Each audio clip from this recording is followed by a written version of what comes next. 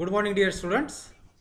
Today we are going to start chapter 15, structure and types of RNA. So, like DNA, RNA is also the nucleic acid found in the nucleus of the cell. In the previous lectures, we studied the structure and the different types of the DNA. Now, in this chapter, we are going to study the structure and types of RNA. So, as you know that both DNA and RNA are the nucleic acid. They are important for the living organism, so that we are going to study its structure and types. So in this chapter we are going to study structure and types of RNA. RNA, ribonucleic acid. RNA, ribonucleic acid, is like the DNA with some differences. RNA is a long unbranched macromolecule. It consists of nucleotides joined by 3,5 phosphodiester bonds. So like the DNA, RNA is also made up of nucleotides. Individual nucleotides are made up of nitrogen bases, pentose sugar and phosphate group or phosphoric acid. So like the DNA, RNA consists of nucleotides and adjacent nucleotides are joined to each other by means of 3,5 phosphodiester bond. The number of ribonucleotides in RNA may be as few as 75 to many thousands. Most of RNA, that is 90% of the RNA, is present in the cell cytoplasm and a little amount, only 10%, in the nucleolus. Expression of the information in a gene generally involves production of a RNA molecule transcribed from a DNA template.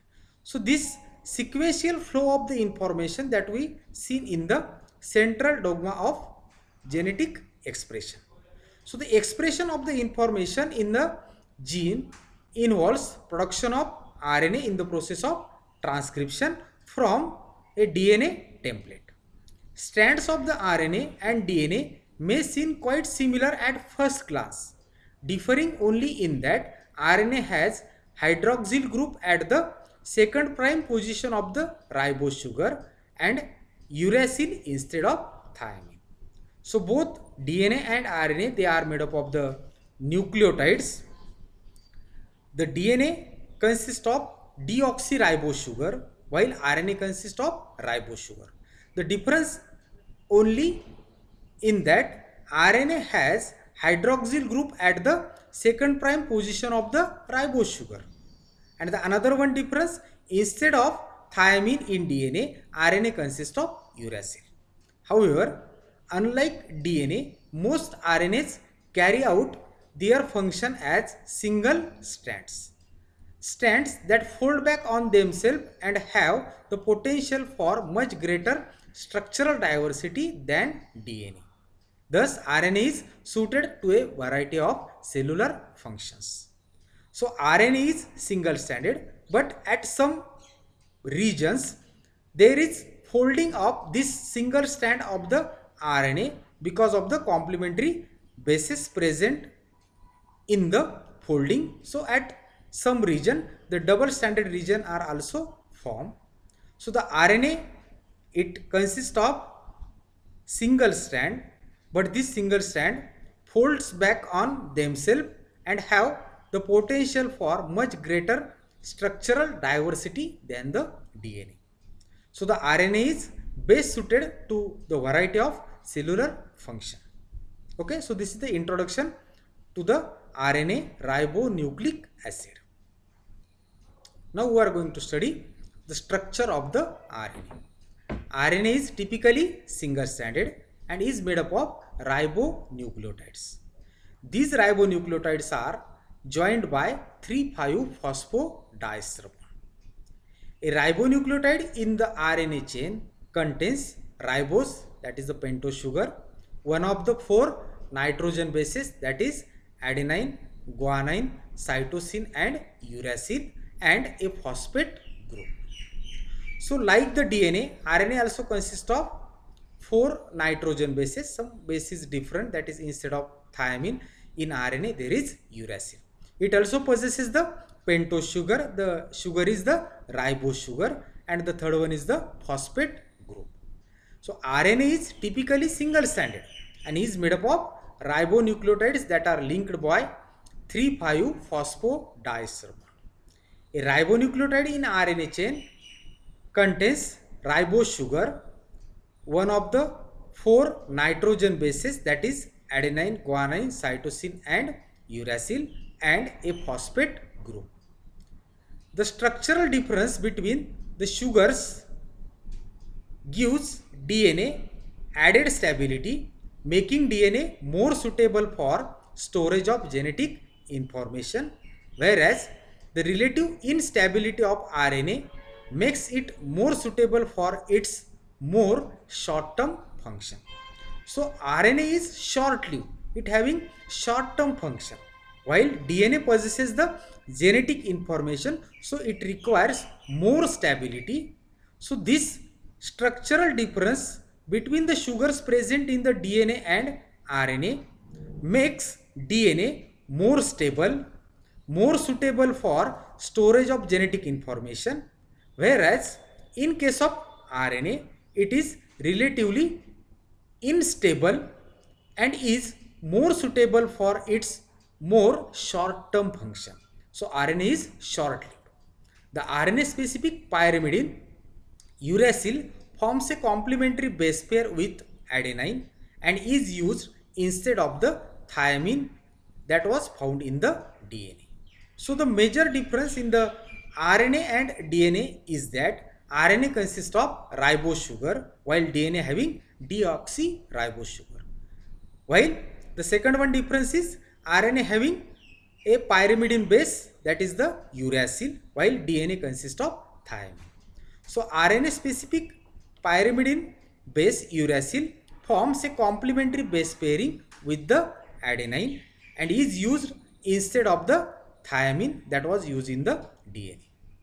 Even though RNA is single stranded, most types of RNA molecule shows extensive intramolecular base pairing between complementary sequences within the same RNA strand, and it creates a predictable three-dimensional structure essential for their function. Here the RNA is single stranded, but in most types of RNA molecule it shows extensive intramolecular base pairing. Intramolecular base pairing means the base pairing takes place within the base sequences of the same RNA strand. So because of the foldings of RNA strand, the intramolecular base pairing takes place between the complementary sequences within the same RNA strand. So as a result of which it creates a predictable three-dimensional structure required for the function of the RNA.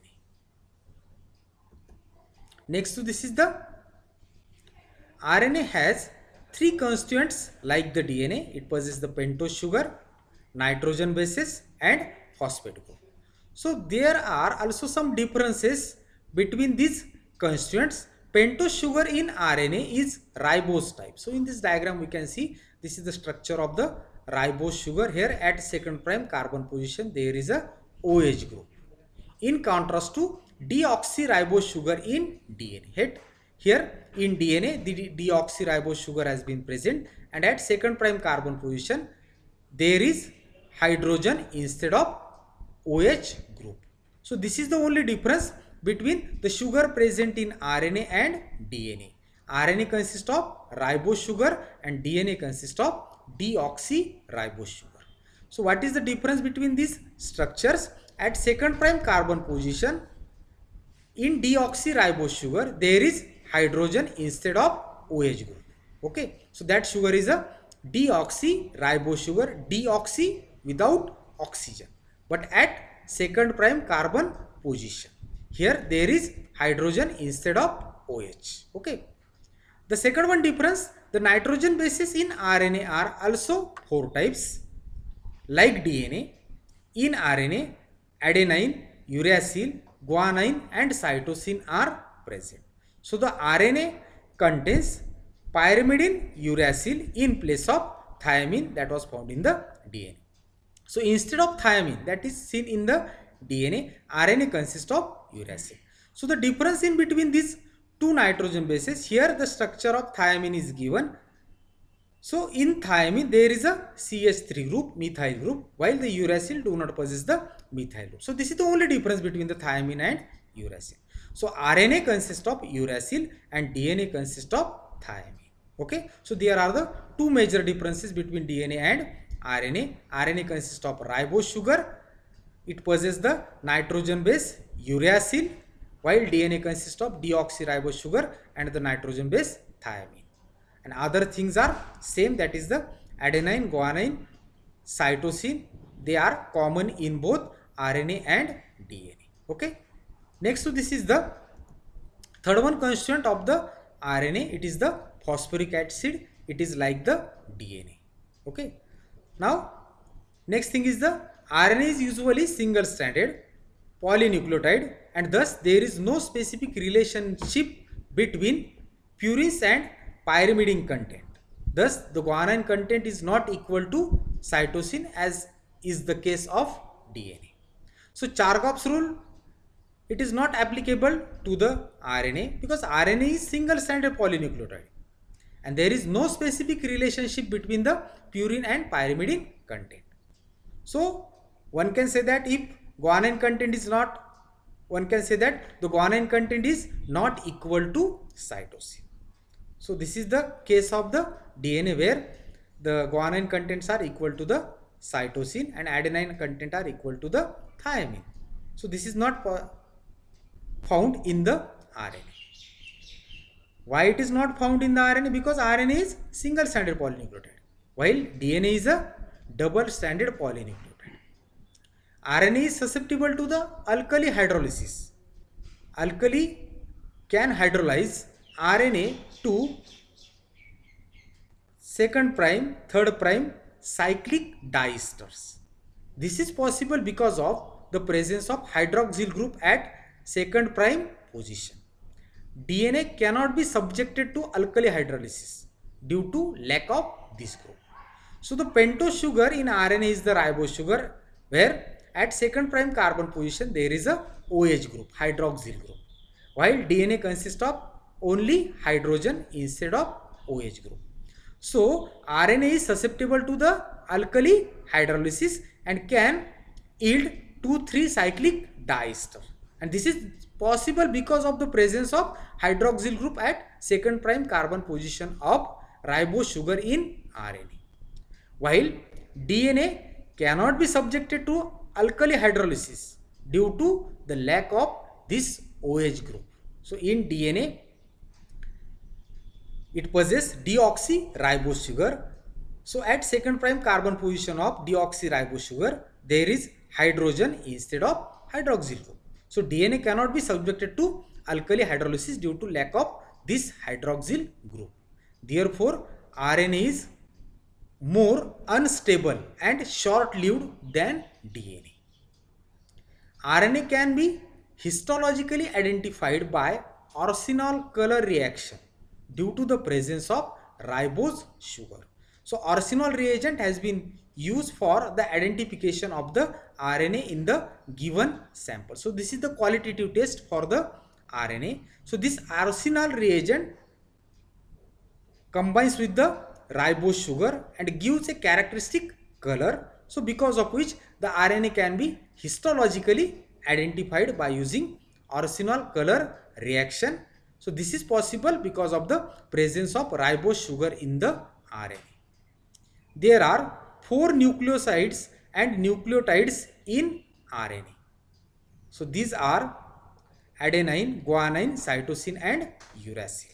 Okay. So this is all about the RNA structure. Now we are going for the types of RNA. There are 3 major types of RNA are present in the cell. These have cellular composition as given below. The first one type is the messenger RNA. In short, mRNA. It is about 5 to 10% in the cell. Second one is the transfer RNA, that is the tRNA, 10 to 20% in the cell. Third one is the ribosomal RNA, in short rRNA, which is 50 to 80%. So mRNA, it is only 5 to 10%. Transfer RNA, it is 10 to 20%. Ribosomal, that is a major proportion of the RNA found in the cell is rRNA, that is the ribosomal RNA, about 50 to 80%. So one by one we are going to study these different types of RNA present in the cell. There are three major types of RNA: mRNA, messenger RNA; tRNA, transfer RNA; rRNA, ribosomal RNA.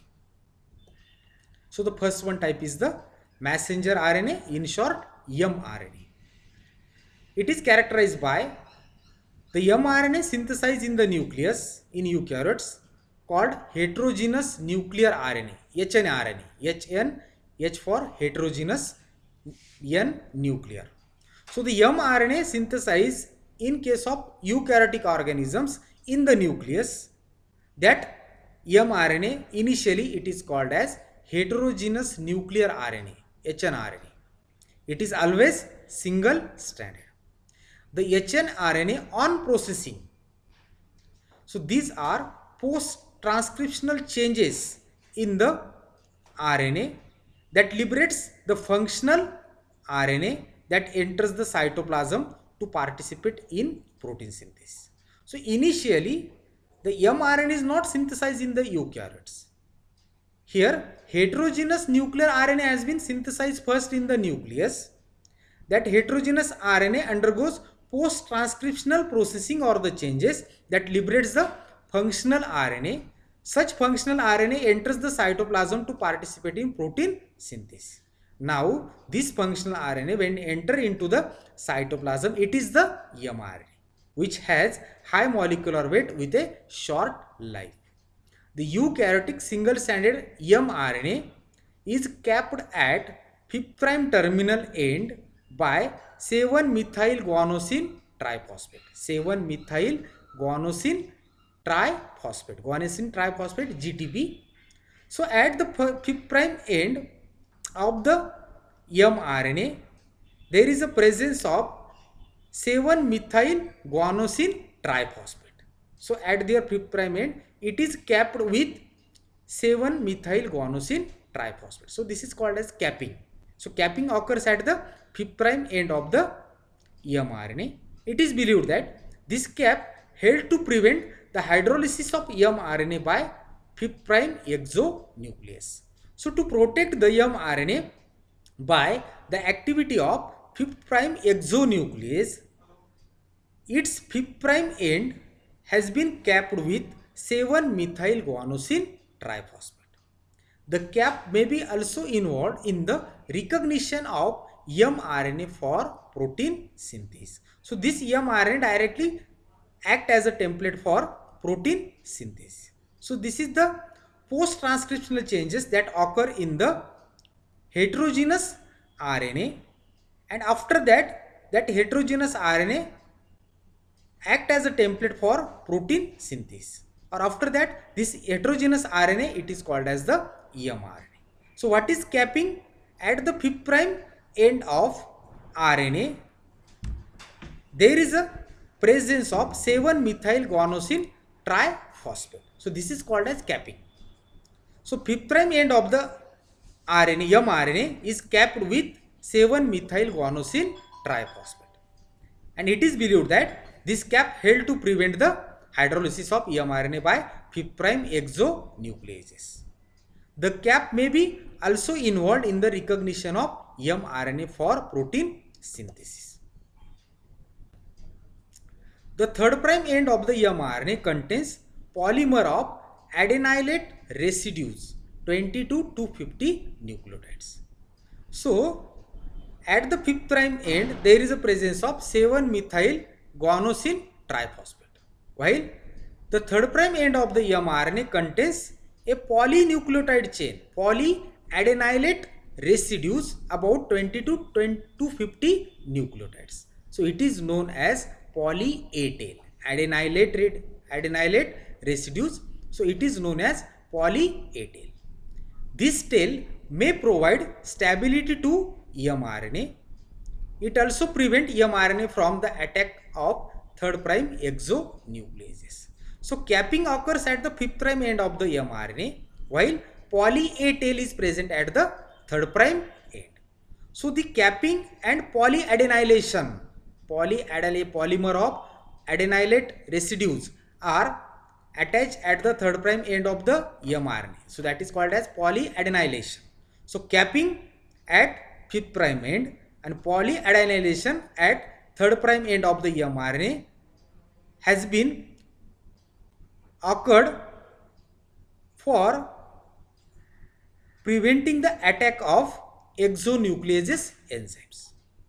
So this is the post-transcriptional changes occur in the heterogeneous RNA, and that RNA now function as a mRNA.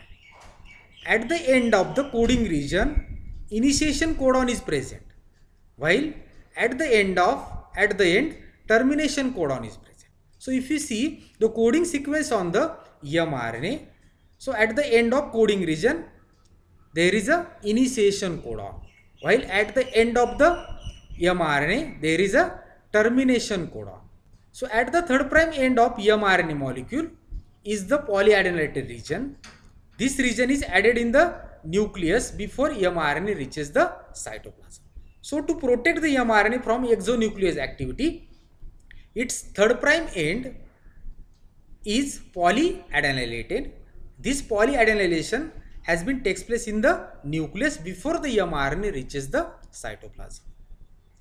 The function of the mRNA carry the information for the specific sequence of amino acid synthesis from nucleus to the site of protein synthesis in the cytoplasm. So mRNA is synthesized in the nucleus. It enters into the cytoplasm for the process of protein synthesis. The mRNA carries the information in the form of specific sequences, specific base sequences, and that has been transcribed, that has been translated into the sequence of amino acid during the process of protein synthesis in the cytoplasm. So mRNA carry the function of containing the information for the specific sequence of amino acid synthesis from nucleus and to the site of protein synthesis in cytoplasm. As it brings the message in the form of codon for protein synthesis, the name messenger RNA is proposed by Jacob and Monod in 1961. So this is all about the mRNA, that is the messenger RNA. So this messenger RNA has been protected at their 5' end and 3' end by capping and polyadenylation respectively. mRNA carry the information for the specific sequence of amino acid synthesis from nucleus, and it is reaches to the site of protein synthesis in the cytoplasm. As it brings the message in the form of codon for protein synthesis, so the name given to it is the messenger RNA. So the name messenger RNA is proposed by Jacob and Monod in 1961. So this is all about the messenger RNA, in short mRNA. The second one type is the transfer RNA or tRNA. So this other types of the RNA, that is the tRNA and rRNA, we will see in the next lecture. Thank you. So this is all for today's lecture.